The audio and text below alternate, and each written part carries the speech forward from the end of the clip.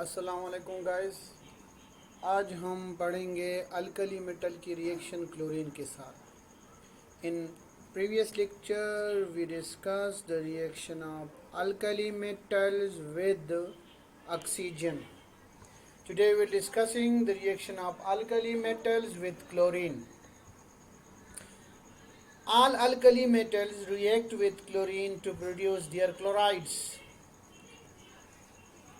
Alkali metal burst into flame when heated and added to chlorine. They form metal chloride. When we heated them and then react with chlorine, they produce their respective chlorides. Lithium produce lithium chloride, sodium produce sodium chloride, potassium produce potassium chloride.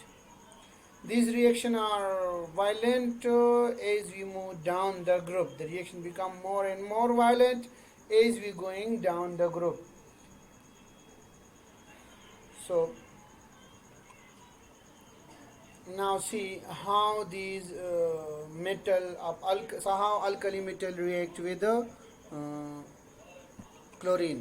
Now this is lithium.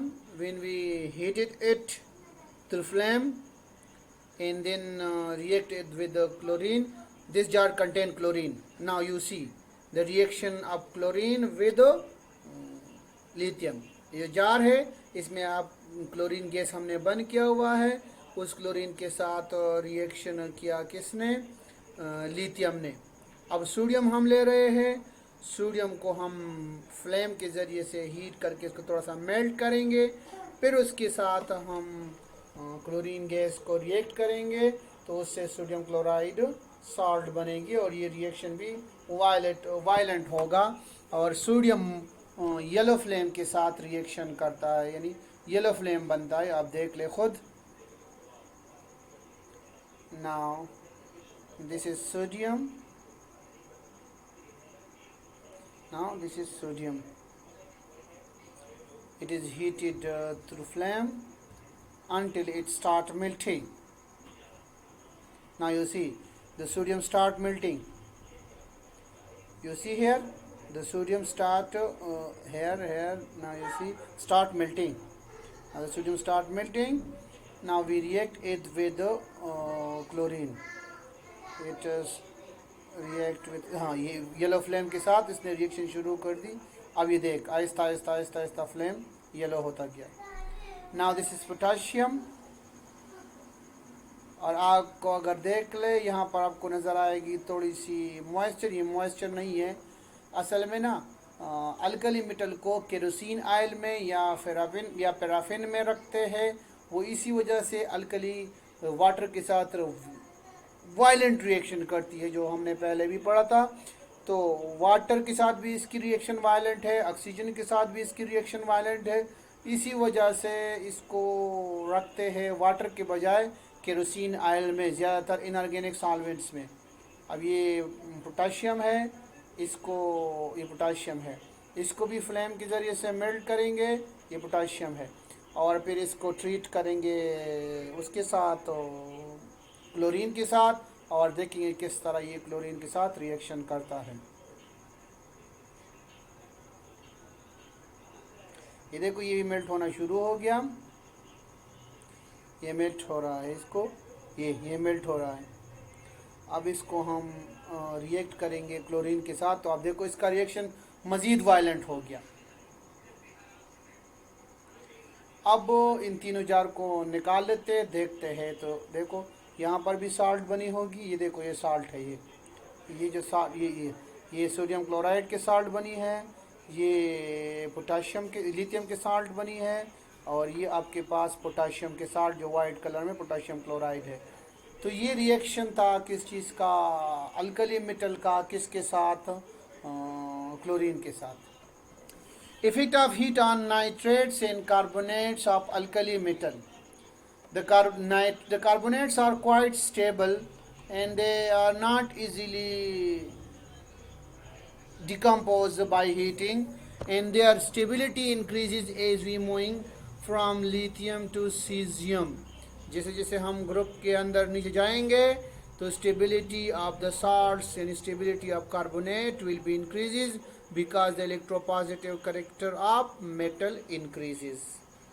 तो जो बाण मजबूती जो बाण है वो मजबूत से मजबूत तर के तरफ जाएगा। बात करेंगे नाइट्रेट की, तो नाइट्रेट डिकम्पोज होते हैं जब हम इसको स्ट्रांग हीट देते हैं। किस चीज़ में? नाइट्राइट्स और ऑक्सीजन में। यानी ये नाइट्रेट्स और लिथियम में नहीं होते, ना नाइट्रोजन डाइऑक्साइड गैस बनाता है, बल्कि ये नाइट्रेट्स फर्स्ट ए ग्रुप की नाइट्रेट्स डिकम्पोज होते हैं जब आप हीट करोगे इसको। किस चीज़ में? नाइट्राइट NO2 यानी NaNO2 या पोटाशियम नाइट्राइट, सोडियम नाइट्राइट और ऑक्सीजन गैस रिलीज होगा। सिवाय लिथियम नाइट्रेट की कि लिथियम नाइट्रेट इस तरीके से डिकम्पोज नहीं होता, वो लास्ट में भी पढ़ेंगे। इधर ये लिथियम के अलावा फर्स्ट ए ग्रुप के जितने भी नाइट्राइट्स है वो इस तरीके से डिकम्पोज होते हैं, वो बनाते हैं नाइट्राइट। ये एक्स मेटल है, any metal, sodium potassium rubidium caesium जो भी है, और ऑक्सीजन गैस रिलीज होगा, यानी ऑक्सीजन गैस रिलीज होगा और आपके पास बनेगा नाइट्राइट, मेटल नाइट्राइट। और सीजियम, सोडियम से लेकर सीजियम तक सारे इस तरह डिकम्पोज होते हैं, लेकिन टेम्परेचर डिफरेंट होगा। जैसे जैसे आप डाउन द ग्रुप जाएंगे तो डिकम्पोजिशन के लिए ज़्यादा हीट दरकार होगी, तो हमारे पास टेम्परेचर भी ज़्यादा होगा, क्योंकि down the group stability increase होगी तो डिकम्पोजिशन हमारे पास डिफ़िकल्ट होता जाएगा।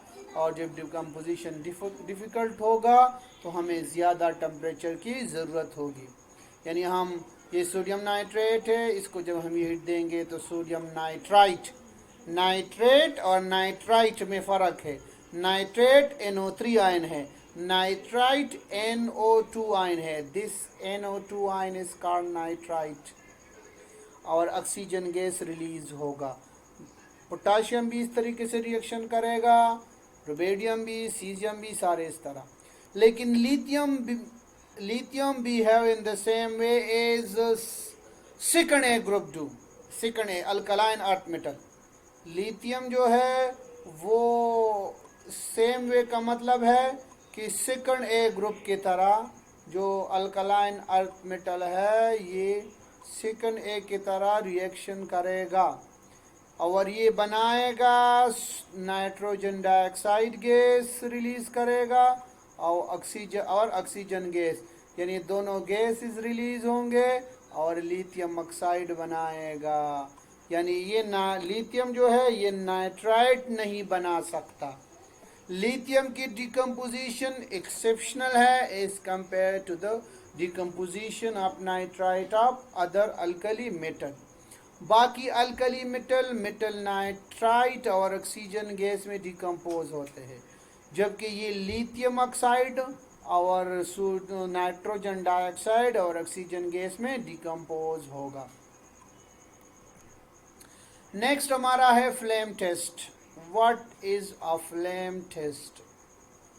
फ्लेम टेस्ट क्या है? It is analytical procedure. Analytical procedure mean analysis. It will test about the quality of the substances.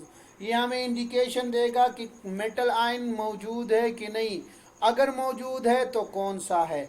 ये फ्लेम टेस्ट जो है, फ्लेम टेस्ट हमारे पास क्वालिटेटिव टेस्ट है, नॉट अ क्वांटिटेटिव टेस्ट।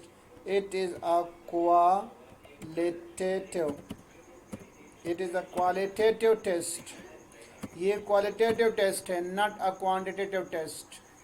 इसकी ज़रिए से हम क्वालिटी मालूम करते हैं कि हमारे पास मेटल की कौन सी आयन मौजूद है। It is analytical procedure used to detect the presence of certain metal ion based on each element characteristic emission spectrum.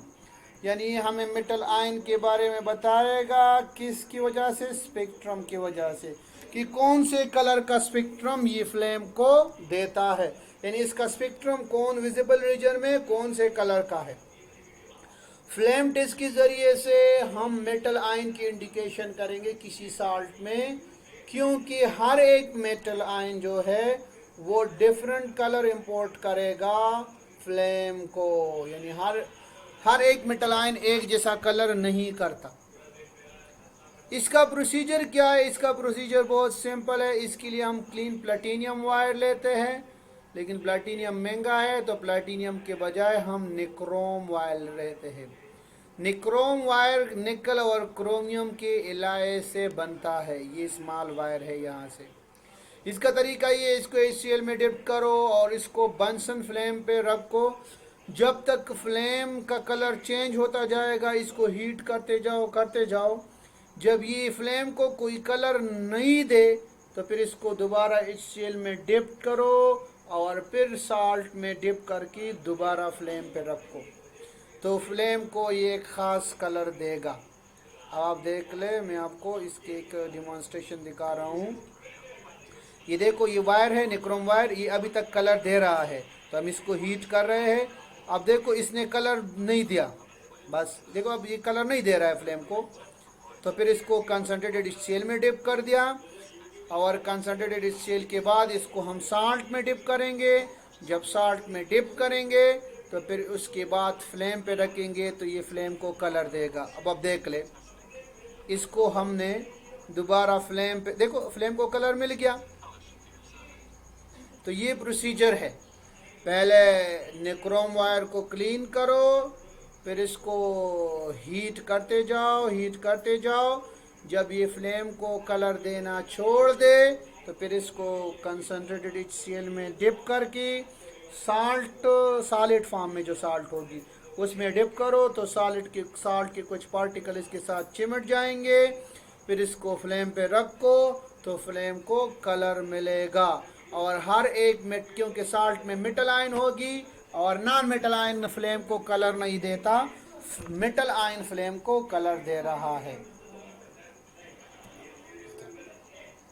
अब आप देख लो, लिथियम, ये crimson red, sodium golden yellow, potassium violet, ये हर एक अपना अपना कलर दे रहा है। ये सेकंड ए ग्रुप की, ये फर्स्ट ए ग्रुप की। अब हम कुछ की देखते हैं कि क्या है। ये देखो लिथियम क्लोराइड साल्ट है, इसको हमने उसी चीज़ पे डाल दिया। ये देखो इसको कहते हैं क्रिम्सन रेड कलर। ये जो क्रिम्सन रेड कलर है ये इंपोर्ट कर दिया लिथियम ने इस बंसन फ्लेम को।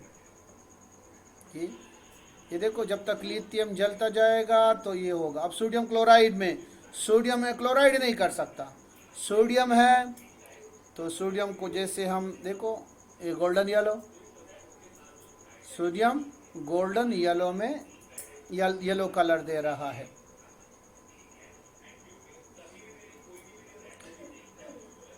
जब तक सोडियम होगा तो ये आपको गोल्डन येलो फ्लेम देता जाएगा। ये फ्लेम, इसको कहते हैं फ्लेम टेस्ट। पोटाशियम क्लोराइड, अब पोटाशियम वायलेट कलर देगा, यहाँ पर लिखा हुआ है पोटाशियम वायलेट देगा, तो आप देख लो। अब पोटाशियम को आहिस्ता आहिस्ता, ये देखो, ये पोटाशियम का कलर वायलेट, तो ये पोटाशियम का ये मुख्तलिफ फ्लेम टेस्ट है। अच्छा, अब यहाँ पर दो क्वेश्चन अराइज होते हैं। फर्स्ट क्वेश्चन ये है कि साल्ट में जो नॉन मेटल आयन है वो फ्लेम को क्यों कलर नहीं दे रहा। दूसरा क्वेश्चन, ये मेटल आयन फ्लेम को कलर क्यों दे रहे हैं। तो पहले क्वेश्चन का आंसर, नॉन मेटल में फ्री इलेक्ट्रॉन नहीं होते तो उनकी एक्साइटेशन और डी एक्साइटेशन इतनी आसानी से नहीं होती, इसी वजह से वो कलर नहीं देते। जबकि मेटल में फ्री इलेक्ट्रॉन होते और उन फ्री इलेक्ट्रॉन को एक्साइट करने के लिए कम एनर्जी दरकार होती है, वो आसानी से एक्साइट होते एनर्जी को एब्जॉर्ब करके, और जब वो वापस आते डी एक्साइटेशन में तो जितनी एनर्जी उसने एब्जॉर्ब की है वही रिलीज करते हैं। तो the origin of flame colour क्या है कि ये इलेक्ट्रॉन है, लो एनर्जी लेवल में है, जब इसको फ्लेम से एनर्जी मिलती है it will jump to the high energy level, और जब यही हाई एनर्जी इलेक्ट्रॉन वापस अपने लो एनर्जी में आता है तो it will release energy in the form of light, और ये विजिबल रीजन ऑफ स्पेक्ट्रम में होगा। तो जो जितना एनर्जी एब्जॉर्ब करेगा वही रिलीज करेगा। It depend on the wavelength and frequency of the radiation. अब सोडियम येलो, तो येलो को देख लो। पोटाशियम वायलेट, तो इसका मतलब है पोटाशियम ने ज़्यादा जो एनर्जी रिलीज की वो ज़्यादा फ्रीक्वेंसी वाली है। लिथियम ने जो की थी वो कम फ्रीक्वेंसी वाली, क्योंकि रेड सबसे कम फ्रीक्वेंसी वाले है। तो ये जो फ्लेम का ओरिजिन है ये आ रहा है किधर से? फ्लेम का ओरिजिन आ रहा है एक्साइटेशन और डी एक्साइटेशन से। And this is the concept of Bohr atomic model. जब, और ये क्यों है? क्योंकि मेटल्स में फ्री इलेक्ट्रॉन होते हैं, and these free electron are easily excited and de excited, while in case of non-metal there are no free electron, so they don't import any color to the Bunsen flame। तो ये हमारा alkali metal के बारे में सब कुछ, उसकी physical properties थी, फिर उसकी कुछ रिएक्शन, और आखिर में उसका एक क्वालिटेटिव टेस्ट था।